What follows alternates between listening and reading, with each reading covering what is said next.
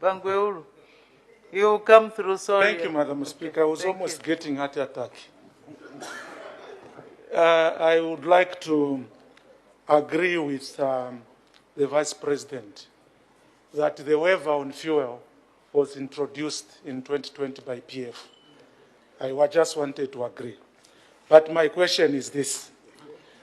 Madam Vice President, a couple of months ago, the leader of opposition, Honorable Munduire, raised concern vis-a-vis Article 259 of 2016 Constitution, our court, where a person is empowered to make a nomination or an appointment to a public office.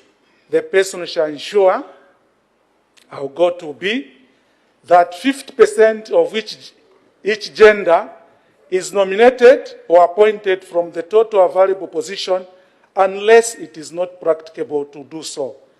And equitable representation of the youth and persons with disabilities where they qualify for nomination or appointment.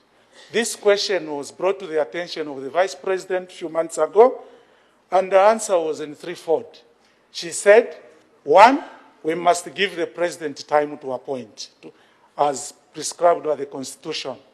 Number two, she requested the leader of opposition to lay the document on the table for the position that were appointed. And then thirdly, she said, when you look at our side, there are some young people, there are some youths in cabinet. Now, since she requested that information be laid on the table, I will lay on the table, Madam Speaker, before I ask a question, I will say this. Going through Parliament biodata, by the time the Vice President was answering that question, there was no youth minister appointed by the President by that time. Even from looking, I can tell there is no youth among the ministers. By that time, the youngest minister, Madam Vice President, was 40 years. So there was no youth. Now, the President, in my opinion, has departed from the dictates of the Constitution, and I'll provide that, Madam Speaker. Out of the 8 nominations that the President did, only 2 were women, out of 8. Out of 26 cabinet ministers, 5 are female. Then out of 116 DCs, there are less than 18 female and youth. Out of more than 40 PSS, substantive and deputy, there are about 11 female. Out of 10 provincial ministers, there is 1 female, no disabled, no youth. Out of the 4 service chiefs and several, no youth, no disabled, no female. I can go on and on and on to give examples of the appointments. So far, Madam Vice President and Madam Speaker, the President has made more than 300 appointments. Now, my question is this, Madam Vice President, being a woman yourself and #1 advisor to the President, are you satisfied with the number of women and the youth and disabled appointed by the President so far? Madam Speaker, I submit. Her Honor, the Vice President.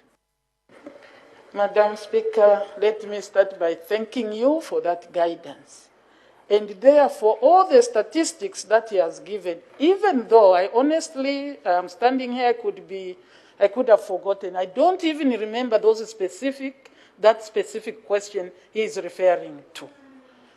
You don't argue that. I say I can't remember. So how do you want to argue with my memory?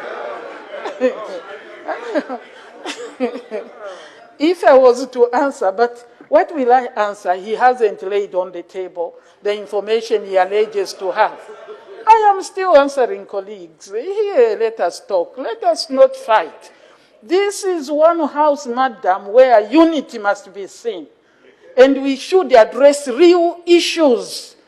If you want to ask a political question like my honorable is trying, I can also start answering politically. Yeah, and that's the danger, madam. I am answering. That is, you talked. I am answering. You are referring to a constitution of 2016, and the government has been there. So what is this? What is this? The constitution was useless yesterday. It becomes useful today.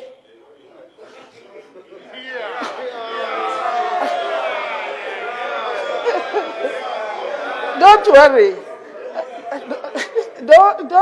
Madam Speaker, I think I try to remain as calm as possible. You just see the top. My heart is very settled. Order, honorable members, can we give due respect that is due to Her Honor the Vice President as she answers your questions? Thank you. Madam, like I've said, I will not answer to the statistics. But the question that he put, that as a woman, am I happy with the appointments? As a woman, with the human resource available, you should follow it. Honestly, follow. I am happy so far. But there is room for all of us in this country to be sure of how we state the law. There is a limit to where the pool that the president has to pick from. So can we create the pool? Thank you, Madam.